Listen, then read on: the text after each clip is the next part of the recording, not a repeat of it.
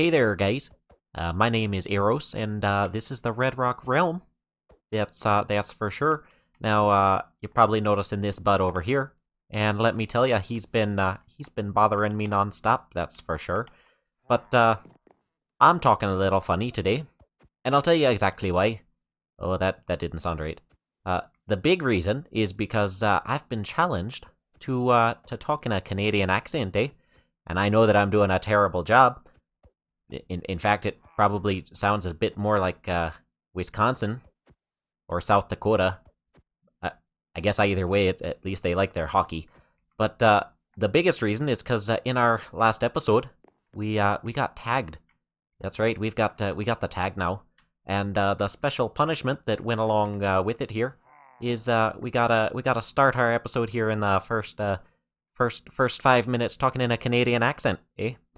So you can see here, Dawne basically challenged us to do the first 5 minutes of our episode here in Canadian accent. So I'm doing the best I can, and it probably sounds terrible, but that's okay. So let's see, in our last episode, we had the snowball fight, and we actually got a little souvenir from that there. And I'll show you that right over here. I went ahead and put it in our little house, and it's looking pretty nice. So thanks for playing so much that Cali got us that for us there. Oh, and I accidentally broke it. Oh, that's just not good. I'm so sorry about that there, bud. Alrighty. Now I'm gonna show you what exactly happened, how we got this here tag. And yeah, and then by the time you come back, I'm gonna pretend that that's been 5 minutes, because otherwise I'm gonna... Oh, that wasn't very nice there, hey bud. Oh, now you just stopped that there. There we go, alrighty then. So I'm gonna go ahead and show you that now, and then I can go ahead and stop this silly accent, because I definitely know I'm not doing a good job. Okay, bye. A Canadian accent? Yeah. At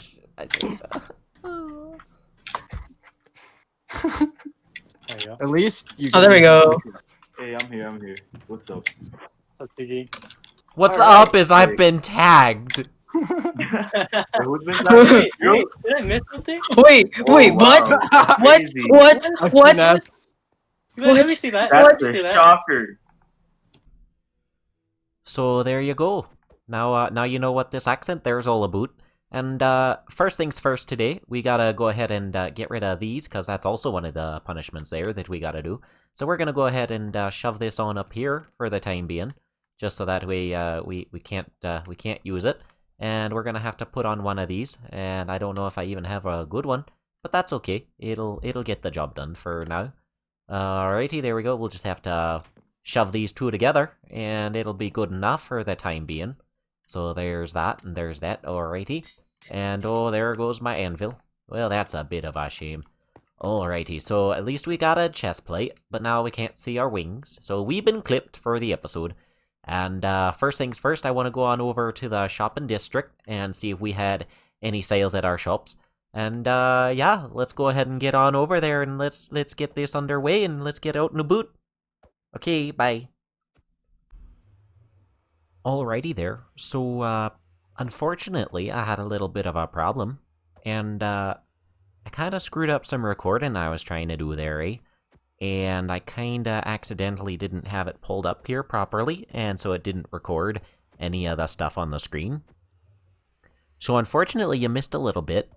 We had some sales over at our shop, so that was pretty cool there, bud. And let's see. Oh, that's right. We also managed to tag Fire. So Fire is the next one to beat it, which means all of the punishments. And we added our own special punishment there to the book there. And basically the punishment that we added was you can't build in the light. So you gotta either build in the caves without any lighting, or you can only build at night. So at least there's some choices there, so we weren't completely inconsiderate. Yeah, I tell ya. But yeah, I think that was pretty much it. And then also down here, Fire has completed the voting booth for our special monthly awards that we're gonna be doing over here. So things like the best base and the best editing and things like that there. So yeah, keep your eyes out for this. We might be getting an award here in the future. But now we're coming up on 5 minutes, so I can finally stop talking like that because it's really, really annoying. And I'm sure that you all understand the fact that I am terrible at speaking in a Canadian accent. And to anyone that I may have offended with my Canadian accent, I am so sorry. I don't know what to say for myself, honestly. It's unacceptable. That's what it is. But hopefully you guys got a kick out of that. I believe that punishment is going to stay in effect for fire as well. So I'm curious to see how fire does in handling that punishment, as well as not using elytra, as well as only being able to build in the dark. So as for today, I'm not really sure what to do, because without an elytra, it is a little bit harder for us to get around here. So I'm thinking what we might end up doing is we need to do a little bit of work on our base. I feel like we need some huts that are just for decorative purposes, kind of flesh out our base a little bit. And, oh, this is something I have to show you guys. So, people have been busy in the nether, I gotta say. So let's go ahead and pop on through and I'll show you what I'm talking about. I'm gonna look straight down so I don't spoil any of it for you, because this really is cool. I think this was mostly Dawne that did this. Let me see. Oh, you might have gotten a little bit of a peek there. Okay, you ready for this? All right, so you've seen the entrance to the modern district, right? Okay, and then over here to the left, we have the entrance to the historic district now.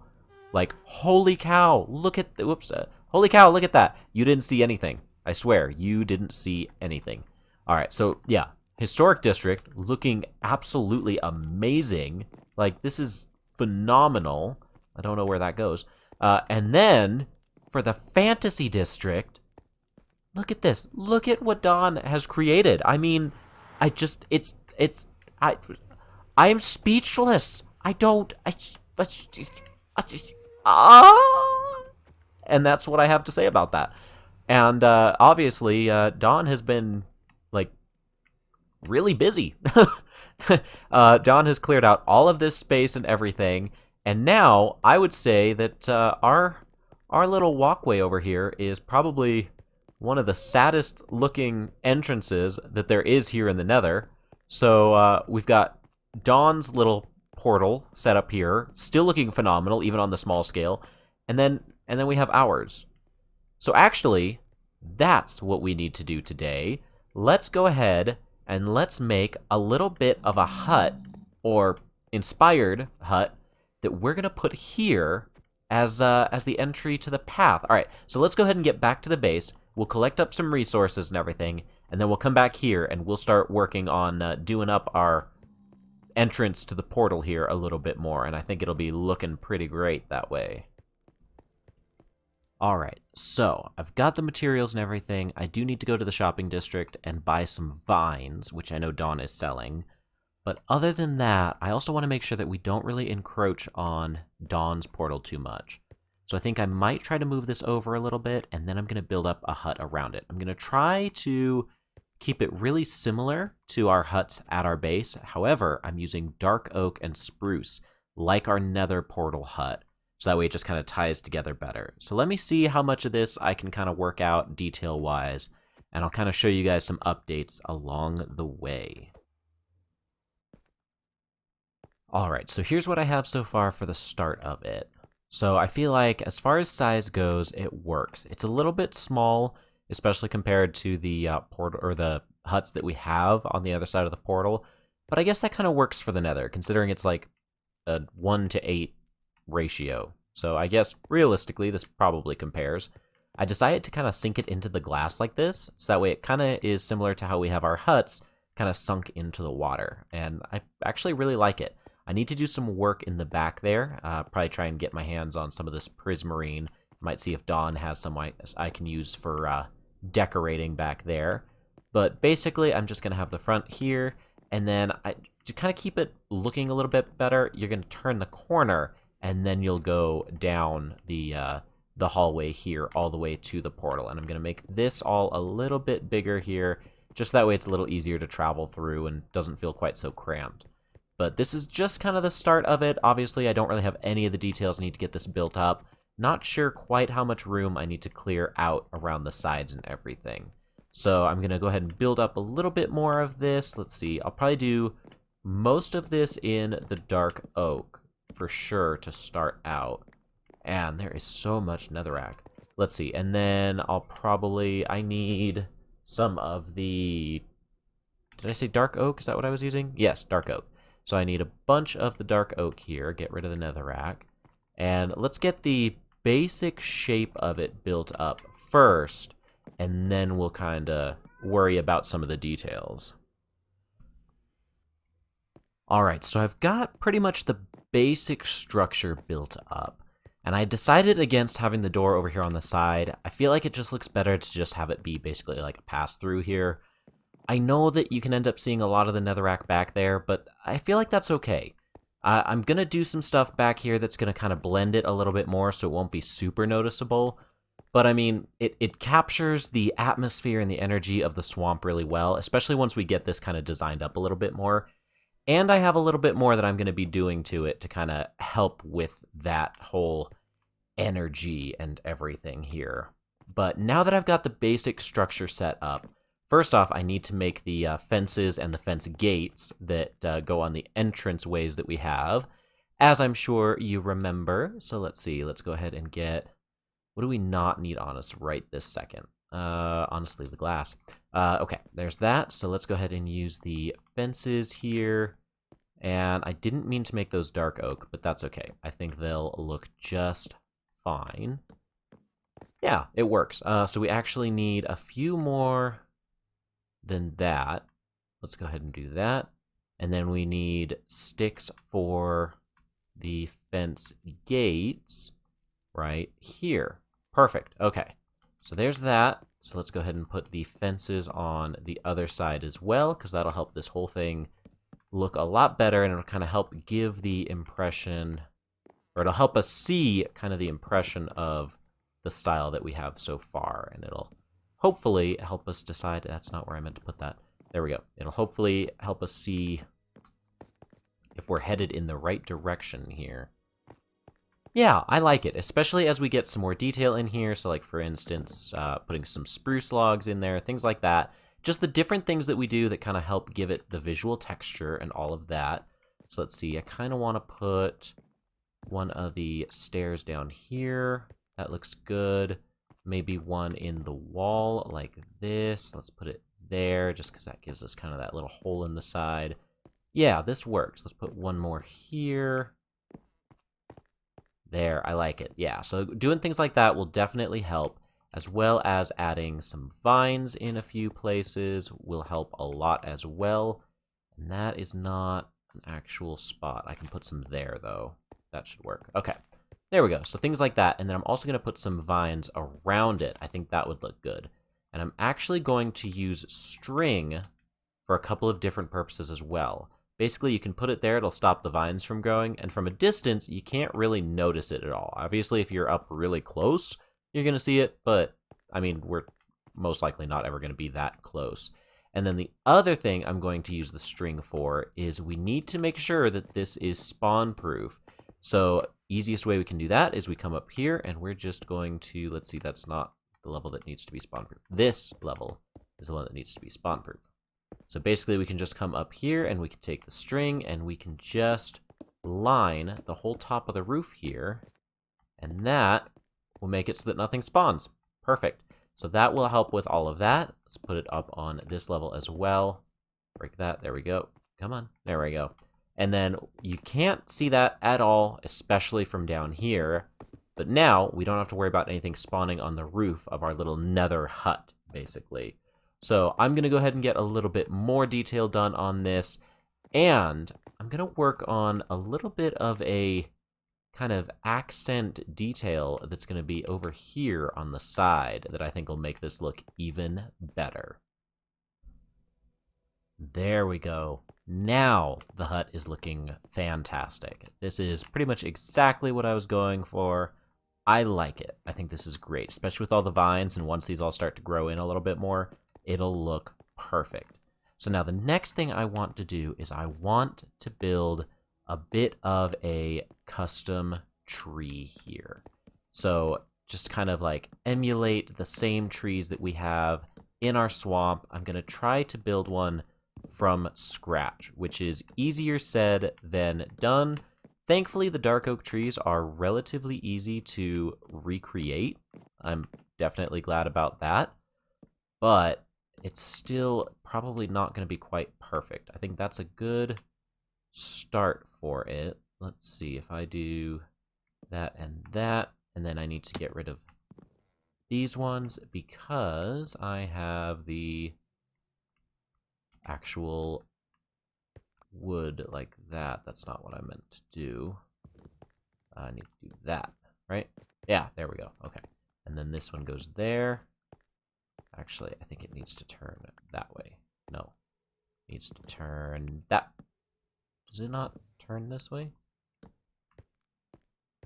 You know what? Good enough. That works. Okay, so there's that. And, oh goodness, this is painful not being able to fly around and see all of this. All right, and so then this one's going to go there, and it's going to go down into the water like that. You know, I say water. Obviously, I'm talking about the glass here, but let's see. And then we've got one we're going to put right here, right? Yeah, that looks good. Okay, like that. And let's see, I actually kind of want to put one of those like that as well. Just kind of, yeah, I like that. And then what we're going to do is we're going to take this and we're going to put it right there. And then that should also help make this so that way these logs are not spawnable either. Let's see. So then we need the red one right there. Looking good. Okay, we need one more over on this side. And I want to put it right about here. And I kind of want to put this one a little bit higher up. That's not... There we go. There we go. Okay. And then that's going to go like that. Cool. So it's not perfect. It needs a little bit of fine-tuning here. There we go. That looks good. And then let's do the same thing over here, but like that and like that. And then we can put some string on top of a couple of these. And then mushrooms on the other ones. There we go.